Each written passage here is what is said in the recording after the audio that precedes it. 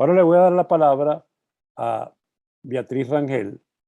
Beatriz es una ejecutiva internacional con amplia experiencia en el análisis, desarrollo, negociación e implementación de estrategias de inversión corporativa a corto y largo plazo en las comunidades de América Latina y el Caribe.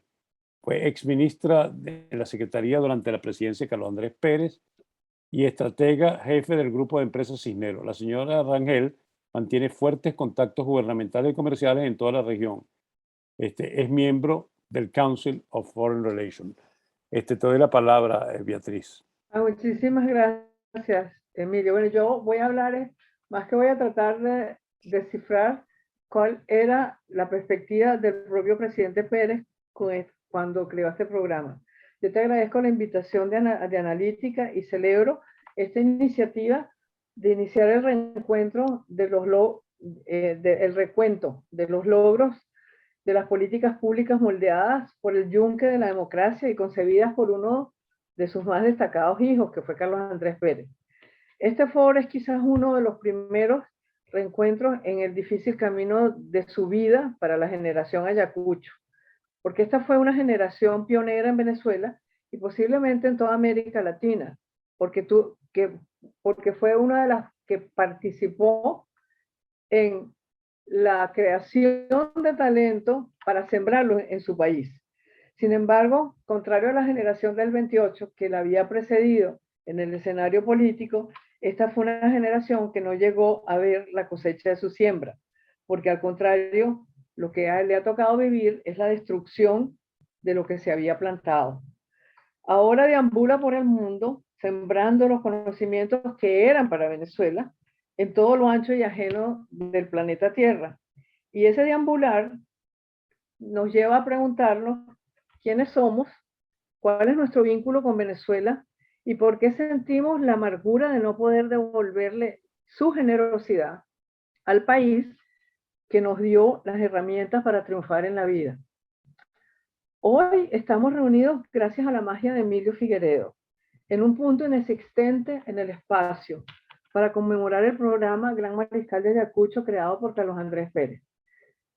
Y hoy, al recordarle a él y al programa, debemos hacer un balance de lo aportado y lo perdido en esa batalla, y que es una batalla interminable entre la civilización y la barbarie.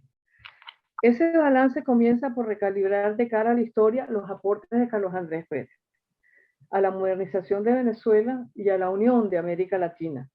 Pero para ser fieles a su legado, este balance lo tenemos que hacer con sindéresis, porque como dirían los griegos, es a partir del justo medio que ocurren las transformaciones. El propio Carlos Andrés Pérez rechazaría que caigamos en la tentación del endiosamiento, como hemos hecho con Bolívar para exorcizar los demonios de nuestra falta de lealtad con el padre de la patria.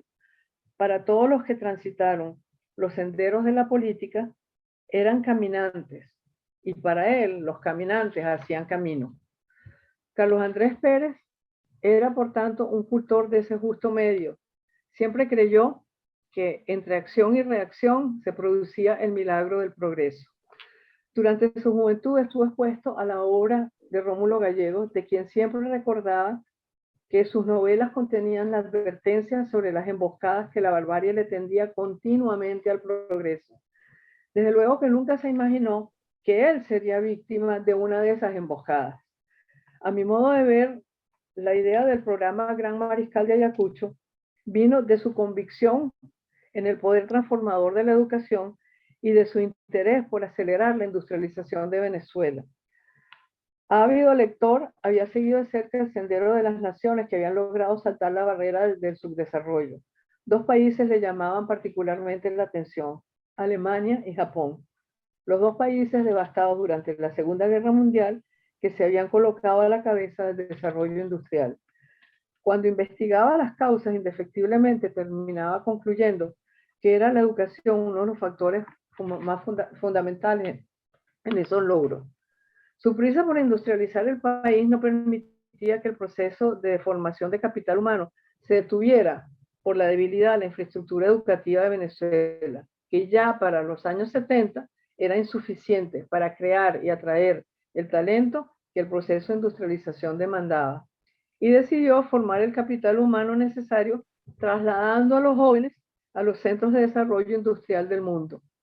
El programa arrancó con críticas tanto del establecimiento educativo nacional como de muchos políticos que indicaron claramente su preferencia por fortalecer la infraestructura de educación superior dentro de Venezuela.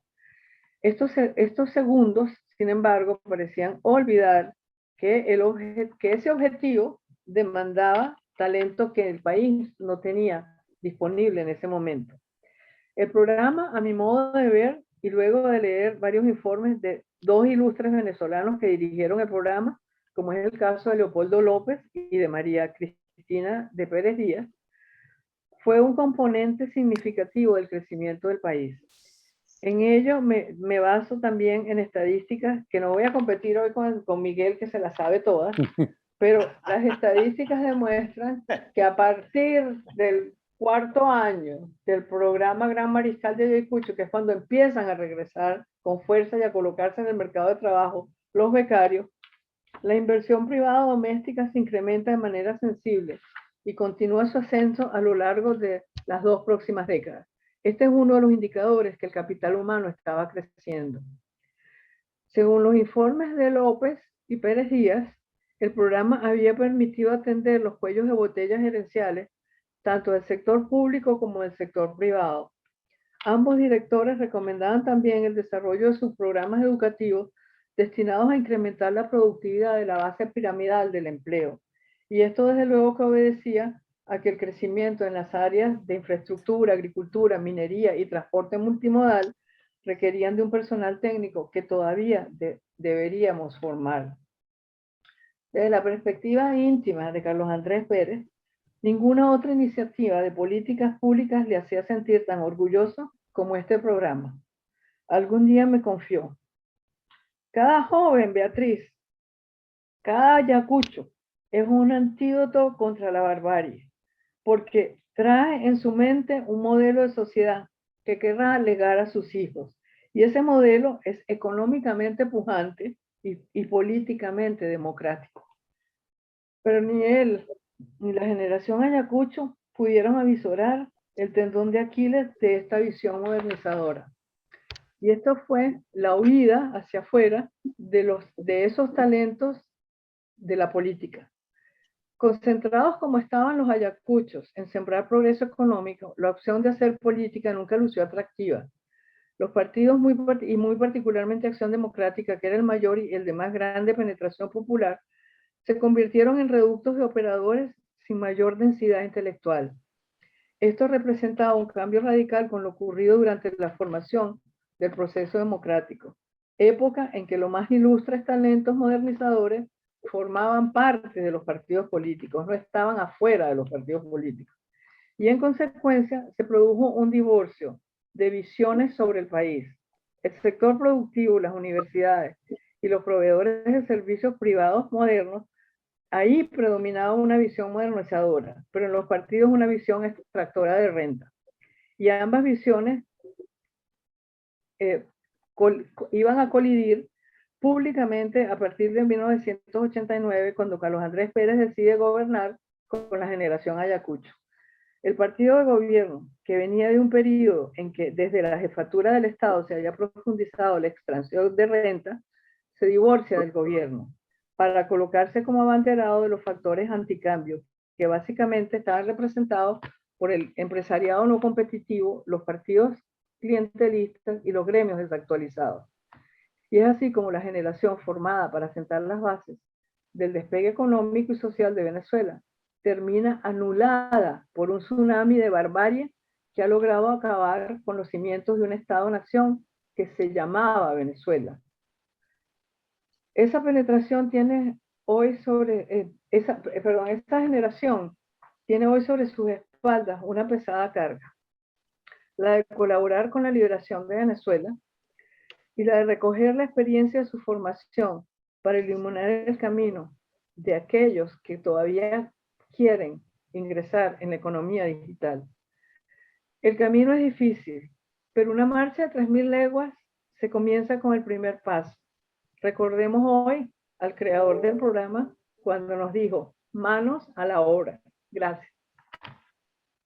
Muchas gracias, Beatriz. Muy ilustrativa tu exposición y sobre todo el compromiso que estás poniendo a los ayacuchos y al resto de los venezolanos en que tenemos que trabajar juntos para salir de esto, que por cierto les recomiendo hoy que el editorial de analítica se llama La Esperanza.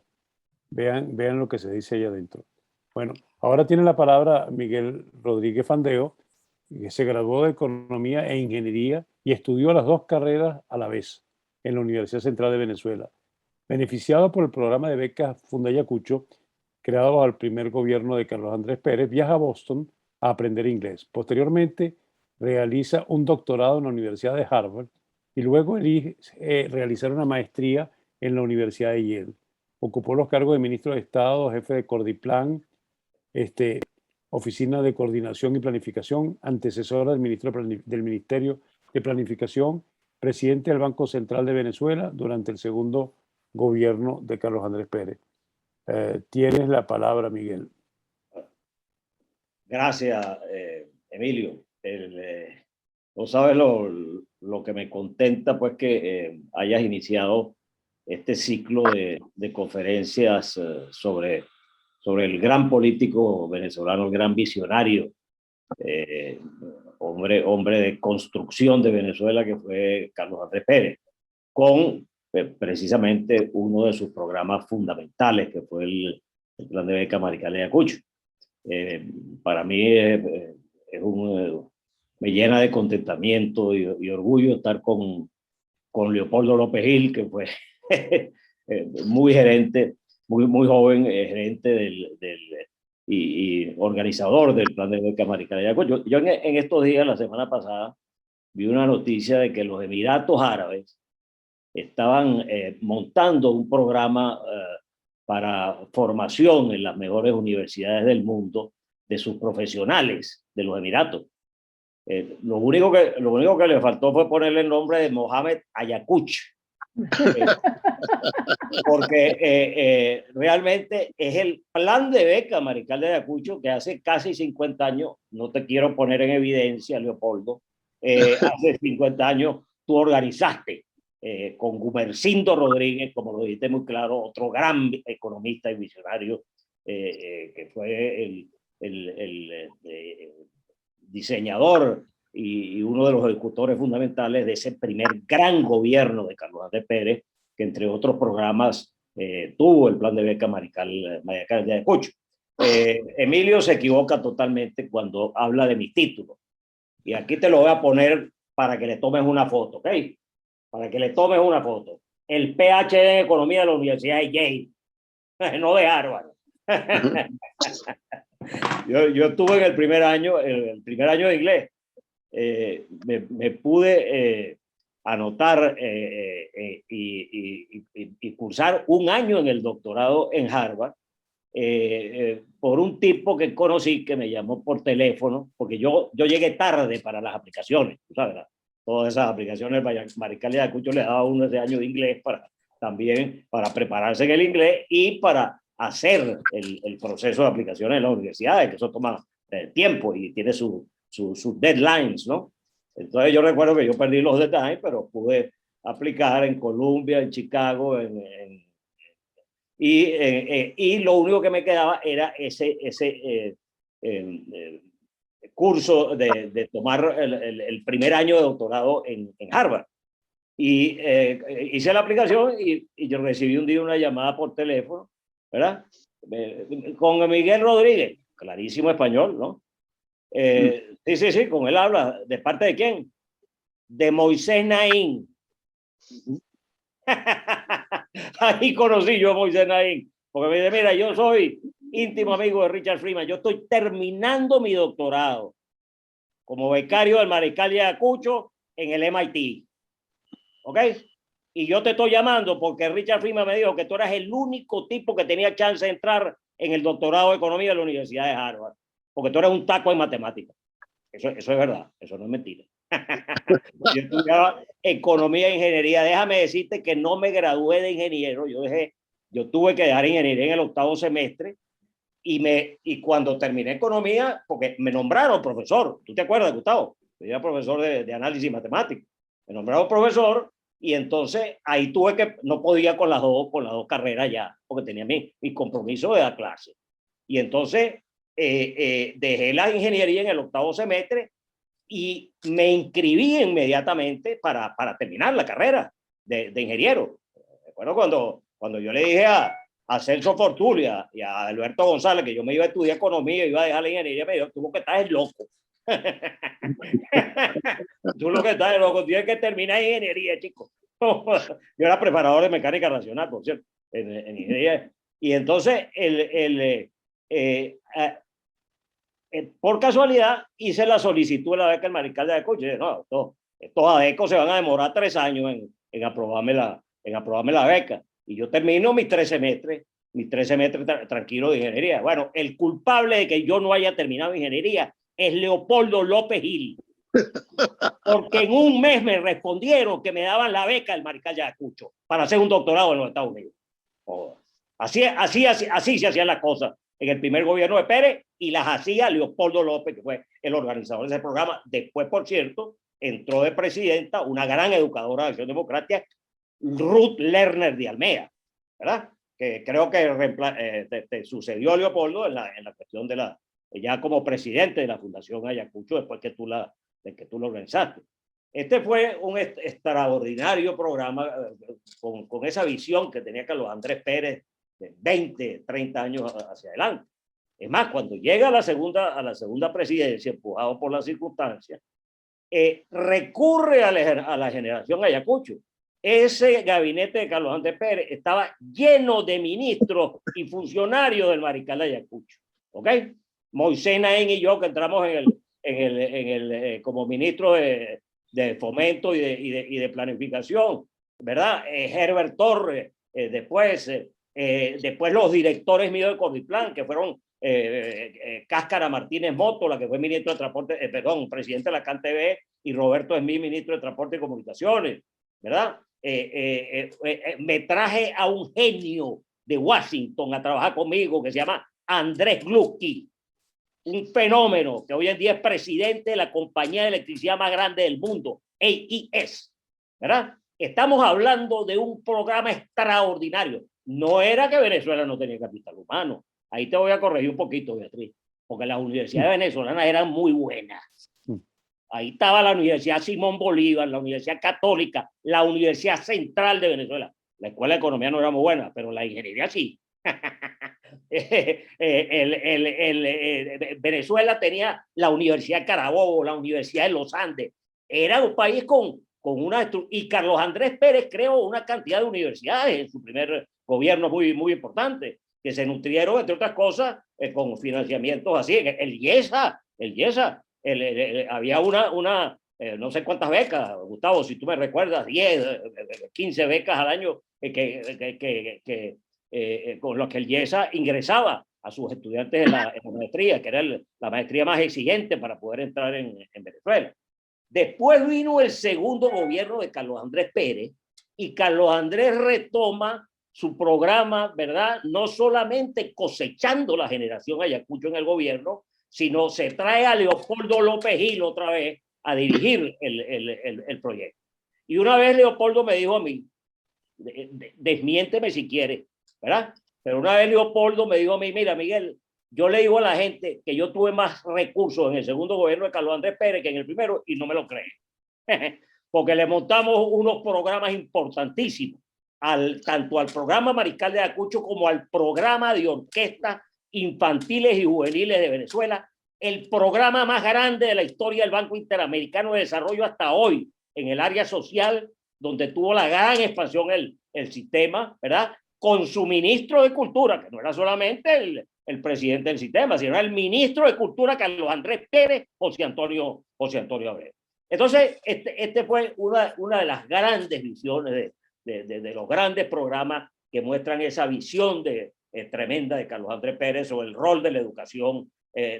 Obviamente que Venezuela tenía que fortalecerse al más alto nivel, pero no hay que olvidar que el 70% de la represa del Guri y de las troncales de transmisión de Venezuela se construyen en el primer gobierno de Carlos Andrés Pérez, con ingenieros venezolanos, ¿verdad? Graduados en Venezuela y también que habían hecho posgrado, porque esas empresas todas tenían un sistema, pero no un sistema de la magnitud que concibieron en 1974 Leopoldo López Gil, Gumercindo Rodríguez y Carlos Andrés Pérez. Eso hay que tenerlo. Miguel, como somos varios panelistas, después vamos a contestar las preguntas. Pasa lo demás. Creo que has hecho una síntesis fantástica y lo que acabas de mencionar, particularmente del Guri, es otra de las cosas que tenemos que adelantar en este ciclo que vamos a hacer. Y ya te consultaré personalmente, tanto a ti como a Beatriz, como cada uno de los que está aquí, para determinar efectivamente una visión lo más objetiva posible. Entonces, la nacionalización del petróleo. Todos esos temas serán considerados. Extraordinaria que hizo Carlos Andrés Pérez. Bueno, entonces... Me van a faltar días en el año. Bueno, yo sé. Y hoy me faltan minutos en esta intervención. Okay, ahora, disculpa, no te preocupes. Ahora le doy la palabra a Gustavo García, quien es actualmente consultor internacional en macroeconomía, política fiscal y administración tributaria. Fue economista fiscal, líder técnico principal de la División de Gestión Fiscal y Municipio del Banco Interamericano de Desarrollo entre 2008 y 2020, donde fue coordinador del sector fiscal. Previamente fue profesor en las áreas de macroeconomía, finanzas públicas y moneda y banca del Instituto de Estudios Superiores de Administración IESA entre 1993 y 2008. Fue fundador y primer director de la Oficina de Asesoría Económica y Financiera del Congreso de la República de Venezuela, OAF, entre 1997 y 2000. Gustavo, tiene la palabra. Y hermano mío de toda la vida. Hermano mío de toda la vida. Bueno, Gustavo tiene la palabra, sí. Ciertamente fue uno de los que le insistió a Miguel en que terminara ingeniería y llegó con dos poderosas razones. Dos niños que eran sus dos hijos más grandes, que los conocí cuando eran niños. Yo primero quiero contar mi experiencia. En efecto, yo apliqué a la Fundación Ayacucho. A mí nadie me llamó, a mí nadie me preguntó de qué partido político venía, en absoluto. Me llamaron y me dijeron, no, usted se merece la beca de la Fundación Ayacucho y ¿dónde quiere estudiar?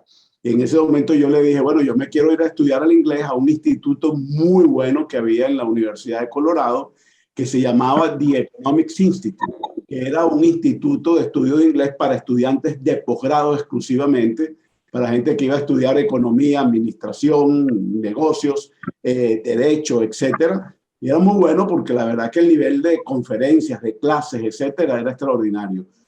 Yo quiero decir algo, yo jamás hubiera podido salir a estudiar fuera de Venezuela porque mi familia no tenía condiciones para hacerlo. Yo vengo de una familia clase media, normal, estándar en Venezuela. No hubiera podido mi familia mandarme a estudiar afuera. Trabajaba en el Banco Central, tenía una beca aprobada por el Banco Central para irme a estudiar afuera.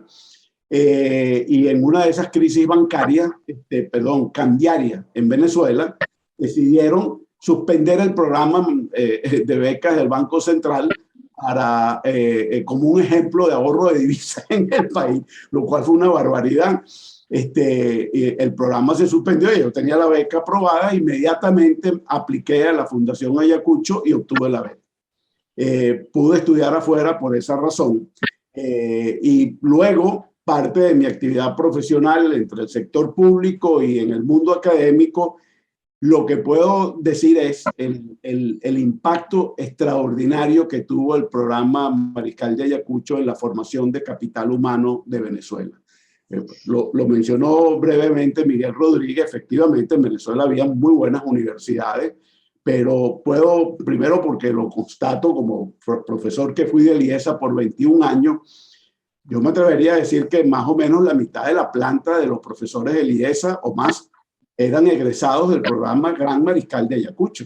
El IESA creció porque tuvo una planta de profesores por ese capital humano que se formó en Venezuela con el Plan Mariscal de Ayacucho, donde estuvo Miguel, Moisés Naín, etcétera, Julián Villalba, una gran cantidad de profesores de primera línea en un programa que por demás los programas de maestría del IESA eran sumamente exigentes en la admisión.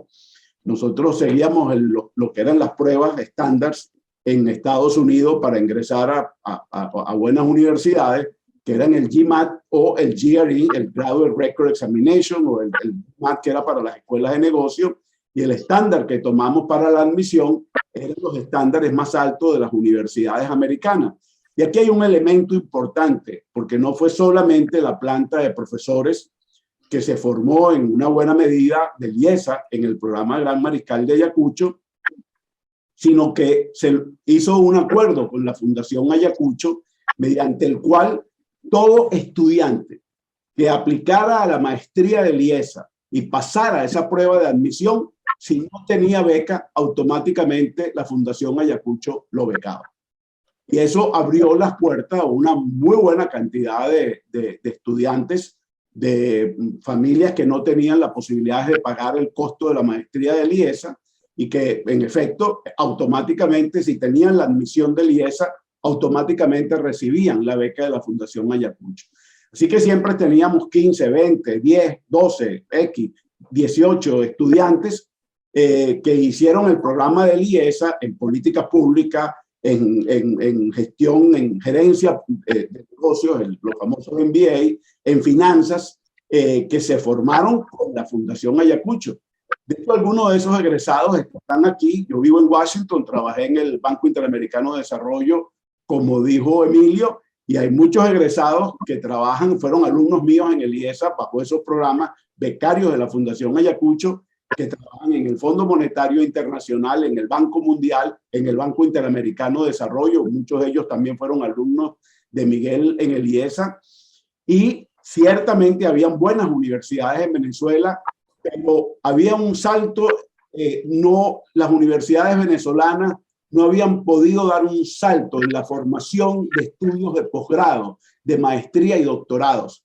Y lo que permitió el plan Gran Mariscal de Ayacucho es que eso se pudo hacer porque casi todos los que yo conozco del plan Ayacucho, al menos en el área de economía y muchos que conocí en el área de ingeniería, justamente llegaron a Venezuela después de haber vivido esa experiencia maravillosa en Inglaterra o en Estados Unidos, con una gran ganas de dar clases en Venezuela. Y eso permitió que en Venezuela el área de posgrado de las universidades nacionales creciera como no había podido crecer antes. Y eso pasó en la Simón Bolívar, en la misma central, en la Universidad de Carabobo, en la Universidad de los Andes, porque había el capital humano para que las universidades pudieran crear cursos de posgrado. Porque por la ley de universidades en aquel entonces, y con toda razón, tú tenías que tener un nivel de formación igual o superior a donde ibas a dar clase.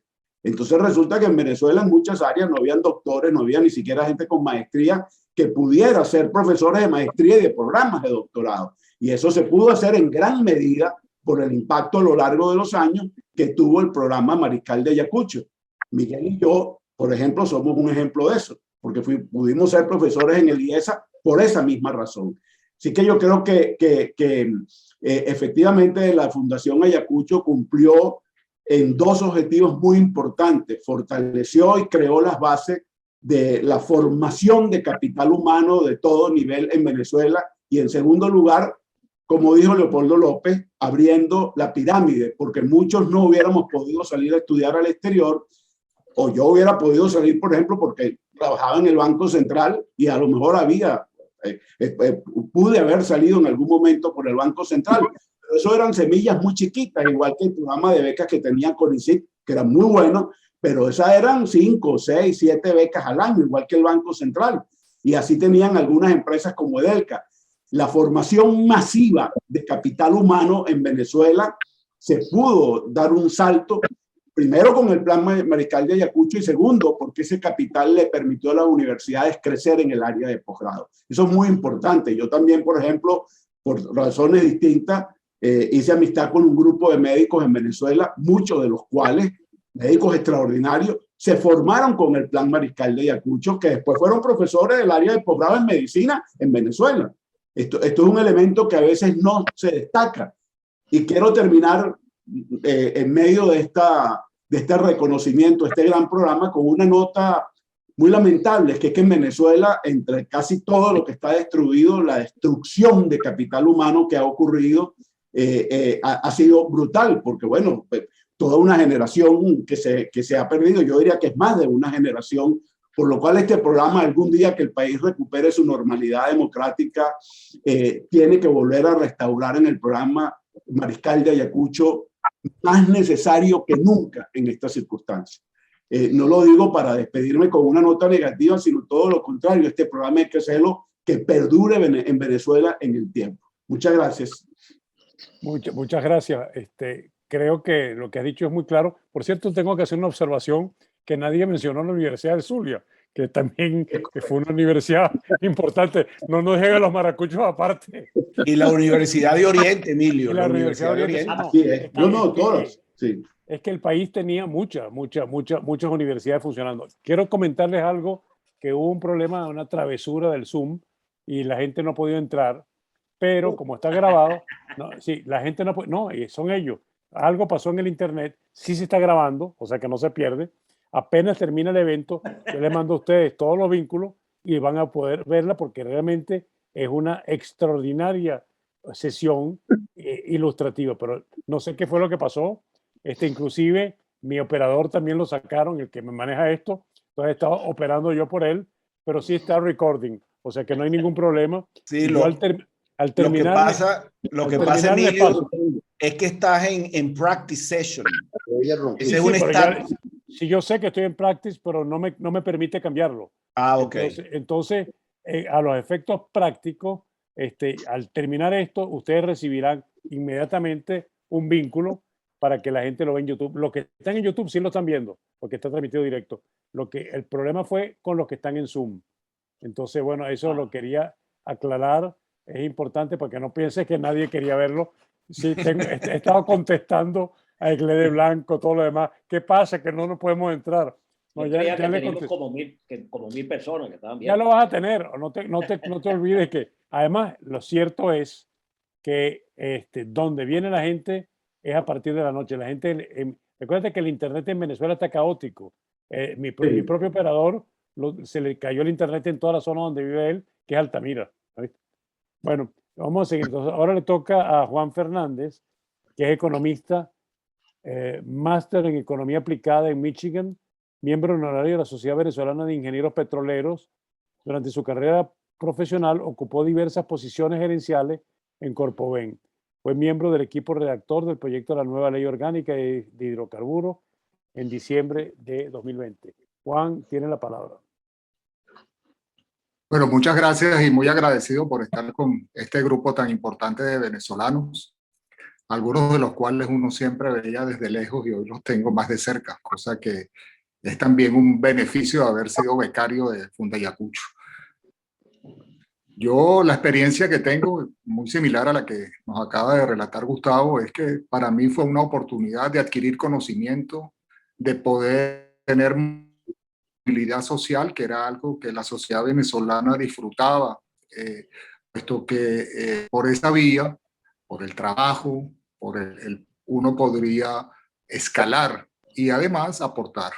De las cosas que recuerdo cuando estaba becado, hay una que siempre mantengo en mi memoria, que es como todos los becarios que estábamos alrededor allá en Michigan, siempre buscábamos hacer algo que estuviera referencia con Venezuela. Cuando nosotros nos mandaban a hacer un paper, teníamos que buscar algo que fuera con Venezuela. Y creo que ese aporte también hizo algo importante, pues dio a conocer lo que nosotros éramos, lo que éramos como país. Y obviamente el rendimiento académico de la gran mayoría de todos nosotros también un activo, ¿no?, que tenemos que considerar. Y también me tocó vivir la época en 1983 con el Viernes Negro y cómo la fundación, a pesar de todas las dificultades económicas que eso representó, nos mantuvo, cómo las universidades también nos ayudaron a mantenernos en ese bache que duró unos cuantos meses. Y finalmente, bueno, el reclutamiento de las personas que habíamos sido formadas también incluyó a personal de Petróleos de Venezuela que pasaba por las universidades buscando gente para los retos que venían en la industria petrolera. Aquí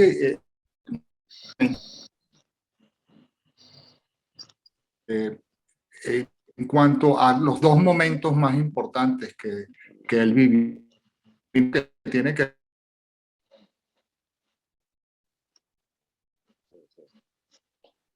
Se lo está cortando.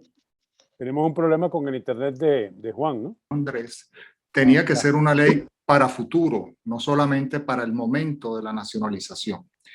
Y hay un artículo al cual hago mucha referencia siempre, que es el artículo 5 de esa ley, que permitía que la industria petrolera, por circunstancias especiales, se permitía, valga la redundancia, la participación del sector privado. Y eso es una visión que había que tener, puesto que durante las primeras etapas, y obviamente por razones económicas, las transnacionales dejaron de invertir. La producción en Venezuela en el 76 estaba en 1.7 millones de barriles, y obviamente había un músculo muy importante en la industria petrolera desde el punto de vista operacional, de producción, de geología, pero faltaba aspectos importantes como los temas económicos financieros, que posteriormente todos sabemos cómo la economía venezolana ha tenido unos vaivenes continuos en este sentido, como el comportamiento del accionista, que tenía obviamente sus necesidades fiscales que cubrir, y cómo eso afectaba el crecimiento de PDVSA, hizo que las tareas que uno tenía que realizar tuvieran que ver mucho con llevar la cultura económico-financiera a la industria petrolera. Teníamos la preocupación, prácticamente todos los que estábamos allí, de que el monopolio estatal de la industria petrolera venezolana, representado en PDVSA, no se volviera ineficiente. Eso lo habíamos aprendido también cuando estuvimos afuera, que había que enfocarse en costos, en rendimiento, en mercados, en buscar garantizar el suministro, y por eso todas estas cosas que se hicieron de la internacionalización, que además nos permitieron ver que nosotros como venezolanos estábamos a la par de cualquiera en el negocio petrolero internacional. Y luego vino una fase muy importante, que fue el cambio de modelo económico, que el doctor Rodríguez impulsó mucho. En estos días me recordaba cuando el tema de la gasolina en Venezuela, cómo la gente protestaba por el crawling PEC, y hoy no hay gasolina. Y qué bueno hubiera sido que el crawling PEC corriera y tuviéramos un país diferente y una economía diferente. Y por eso, también tomando las palabras de Beatriz Rangel, tenemos una deuda con Venezuela, que tenemos que lograr que ese cambio de modelo económico, ese cambio de sociedad que aprendimos cuando éramos becarios y que sabemos la potencialidad que tiene Venezuela para lograrlo, es posible. Y por eso, con un grupo de colegas petroleros, trabajamos la nueva Ley Orgánica de Hidrocarburos. Desafortunadamente, la Asamblea Nacional del 2015 no la aprobó, pero va en ese sentido, de tener un país que sea competitivo, que entienda que el valor agregado viene también del esfuerzo privado, que la economía venezolana tiene que cambiar porque sí, para que podamos crecer, para generar un estado del bienestar y de esa manera compensar esa deuda que todos nosotros tenemos con nuestro querido país. Y muchas gracias a todos nuevamente por estar aquí. Muchas gracias a ti, Juan. Creo que es muy oportuno lo último que acabas de decir, y creo que ese es un tema que te llamaré, que tenemos que volver a tratar dentro de los temas que está haciendo Analítica. Aparte de este homenaje a Carlos Andrés Pérez, estamos haciendo un intento de crear lo que se llama consensus building, o sea, a llegar sobre las soluciones a puntos específicos de los problemas del país y ver en qué medida podemos armonizar consensos que nos permitan acelerar un cambio. Bueno, ahora tiene, para cerrar este evento, le tiene la palabra a José María Rodríguez, quien es ingeniero con doctorado en investigación de operaciones, miembro de la generación Ayacucho, ex becario, experto en planificación y control de proyectos. Tiene la palabra, José María. Gracias, Emilio, por tu presentación. Para mí verdaderamente es un honor compartir con tantos venezolanos en este panelista, pues de nivel, como los que hemos podido ya escuchar de sus presentaciones. Quiero comenzar agradeciéndole a Emilio, por supuesto, su gentil invitación, pero también agradeciéndole a una persona que está haciendo un esfuerzo extraordinario a nivel global para armar la celebración que merece el presidente Pérez en su centenario de nacimiento. Me refiero a un hombre de quien yo digo que tiene eterna juventud, de un gran impulso, un gran político y un gran aliado, quizás el principal aliado de Carlos Andrés Pérez. Me refiero obviamente a Héctor Alonso López, por quien estoy en buena medida aquí presente por haberme designado él responsable del movimiento de la generación Ayacucho durante esta celebración de este centenario. Pero Héctor Alonso López no está solo en ese comité, lo acompañan venezolanos excepcionales, porque esa es una tarea a nivel global. Y ustedes, los panelistas aquí presentes, son figuras extraordinarias para apoyar ese proceso y ya lo están haciendo, de esa celebración por todo lo alto del centenario del nacimiento del presidente Pérez. Dos personas a quien también tengo que agradecer su impulso por hacer de este centenario algo magno, algo brillante a nivel global, que son Antonio Ledesma y Leomagno Flores. Dos personas que están trabajando codo a codo con Héctor Alonso López para que esto sea un gran éxito. Saludo además a los exbecarios que nos están escuchando. Me he ocupado desde que me gradué en Canadá, terminando mi maestría y luego una etapa posterior mi doctorado, a mantener contacto con los exbecarios a nivel mundial. Estamos en contacto con cientos de exbecarios. Por eso mi eslogan hoy en día es capital social. Todos se han referido aquí al capital humano. Es correcto, el capital humano es la base de cualquier desarrollo, pero estamos en el siglo del capital social. Por cierto, tema que hablé muchísimo con el presidente Pérez en nuestros largos recorridos por el estado Bolívar, porque el presidente Pérez, cuando estaba en su campaña a senador, nosotros le ofrecíamos la posibilidad de trasladarse en helicóptero en la extensísima geografía de Bolívar. Y el presidente Pérez me respondía, no, váyase usted en helicóptero, yo me voy por carro, yo me voy por tierra. Y terminaba, por supuesto, yo acompañando a Pérez en su carro junto a Coromoto y al chofer que manejaba, pues, de la DICIP. Y íbamos en esos larguísimos recorridos hablando, y tal como dice Beatrice, lo que a Pérez lo motivaba más a hablar y donde llegábamos, me preguntaba en Bolívar, ¿podemos reunirnos con exbecarios de Ayacucho? Y lo complacía cada vez que podía, en Upata, en Caicara del Orinoco, hasta en Santa Elena de Guairén. Es decir, eso fue una obra que penetró hasta el hueso a la identidad venezolana. Y ese recurso humano tenemos que constituirlo y tenemos que formar capital social. Eso es lo que significa, muy sencillamente, es cohesión. No podemos continuar los exbecarios de Ayacucho aislados y regados por el mundo. Necesitamos un plan. Y por eso ahí tenemos a los Miguel Rodríguez y a las Beatrices y a los Gustavo García y a los Juan Fernández para que nos ayuden a elaborar ese plan y que los exbecarios que me están escuchando, porque hicimos una gran convocatoria de exbecarios para este evento, no estamos perdiendo esta oportunidad. Sé que me escuchan cientos de exbecarios en Alemania, en Francia, en los Estados Unidos, en Canadá. Tuvimos más de un mes convocando y sé que la convocatoria fue extraordinariamente bien recibida. Por eso, Emilio, te agradezco en nombre de los becarios de Ayacucho esta extraordinaria idea, porque lo que vas a continuar haciendo, bueno, es poco decir lo que el presidente Pérez se merece, pero es un aporte importantísimo estas reuniones. Yo quiero finalizar mi intervención, tal como todos dijeron, lo que vivimos nosotros como experiencia.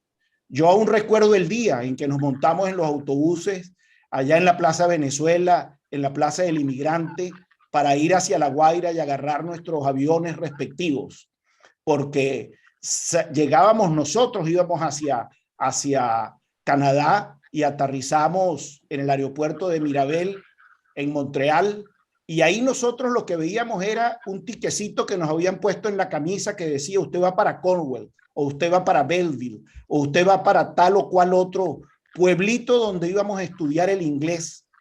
Todo, digo yo, todo pagado por la beca Mariscal de Ayacucho. Hasta el café, decíamos nosotros. Hasta el café, la ropa, los libros, los estudios. Y algunos no me lo creerán. No era mi caso, por supuesto, pero yo lo vi. Ahí van muchachos, yo me fui a los 18 años de edad, ahí habían muchachos que llegaban del interior de Venezuela y que nunca habían estado en Caracas. Era primera vez que tocaban la capital de la República. Gente que venía de Guayana, gente que venía, y no les digo Guayana, Puerto Ordaz, les estoy hablando de Upata o del Callao, porque ese era un plan verdaderamente democrático. Mis felicitaciones a Leopoldo López, porque de verdad, eso era democracia. La mayoría de ustedes y yo también no tuvimos que, no, es más, no teníamos relaciones como para que nos dieran a nosotros a dedo ninguna beca. Yo era estudiante del cuarto trimestre de ingeniería en la Universidad Simón Bolívar, cuando un día, sí, yo había aplicado a las becas, me sorprende y no me podía ya concentrar en las clases porque decía, Carrizo, me están dando una oportunidad de irme a Canadá a estudiar. Y así lo hice, pero no fui yo solo. Como dije, ahí en el autobús cuando íbamos vía Maiquetía y empezamos a conocernos, yo vi gente, compañeros, muchachos de 18 años que no llevaban maleta, llegaban cosas que serían maletas alguna vez porque eran instrumentos viejos para llevar cosas, casi como que cajas, no tenían para comprar maletas. Esa es una verdad y no estoy exagerando un ápice. Y cuando llegamos nosotros, empezamos a hacer amistades en los autobuses y esas amistades pues han continuado hasta hoy. Y si algún mérito he tenido yo con mi gran fundación, Gran Mariscal de Ayacucho, es que he mantenido contacto con esos becarios. Ese es el mayor valor que en mi vida conservo, que es la amistad. Y les puedo decir con nombre y apellido todos los venezolanos que estudiaron en mi universidad. Freddy, Segundo, Juan, Antonio. Y puedo así nombrarlos cada uno de ellos porque todavía hoy nos comunicamos, porque hoy tenemos la facilidad de los grupos de WhatsApp. Así pues que Emilio, nuevamente, bueno. Héctor Alonso López, muchas gracias por la oportunidad que me dieron de coordinar este grupo de becarios en la nueva Venezuela que tenemos que construir, con capital humano, sí, pero con mucho capital social. Gracias, Emilio. Bueno, muchas gracias, José María. Después que yo averigüe quién me hizo la travesura de bloquearme y mantenerme siempre en practice mood, que no sé, no digo nada hasta que no investigue, pero igual todo está en la nube, está grabado, esa es la ventaja. Yo cuando se lo mande, repárteselo, José María, a todos tus amigos, becarios y lo demás, porque creo que ha sido un fantástico, lo vamos a hacer. Un fantástico conversatorio, ilustrativo, claro, reivindicando los grandes valores de la democracia. Bueno, nuestro próximo evento, como siempre digo, va a ser el 16 de febrero a las 5, que es sobre los riesgos de la variante Omicron, y van a hablar el doctor Julio Castro, el doctor Manuel Guzmán Blanco y la doctora Flor Pujol. Ella es la experta más actualizada en el tema del Omicron. Y tenemos un evento aparte que Analítica participa en asociación con Colombia, que vamos a tener el día 17 desde Colombia, en el que se van a analizar dos temas. Uno, cómo ven los venezolanos el proceso que viene en Colombia y si Colombia tiene el riesgo de ser una repetición de Venezuela. Ese va a estar moderado por Carlos Enrique Moreno. Y a mí me toca moderar otro, que es cómo ven en Colombia la situación de la frontera venezolana, la participación de Rusia. Y voy a tener unos invitados muy interesantes porque va a estar Rodrigo Pardo, un ex comandante del ejército colombiano y dos grandes analistas internacionales de Colombia. Les mandaré a cada uno de ustedes la invitación porque es interesante porque es un proyecto colombo-venezolano. Estamos trabajando entre el think tank de analítica y el think tank que tienen en Colombia. Bueno, muchísimas gracias por su presencia y tan pronto resuelva esto, van a recibir cada uno de ustedes el vínculo a donde está grabada esta maravillosa reunión. Muchas gracias.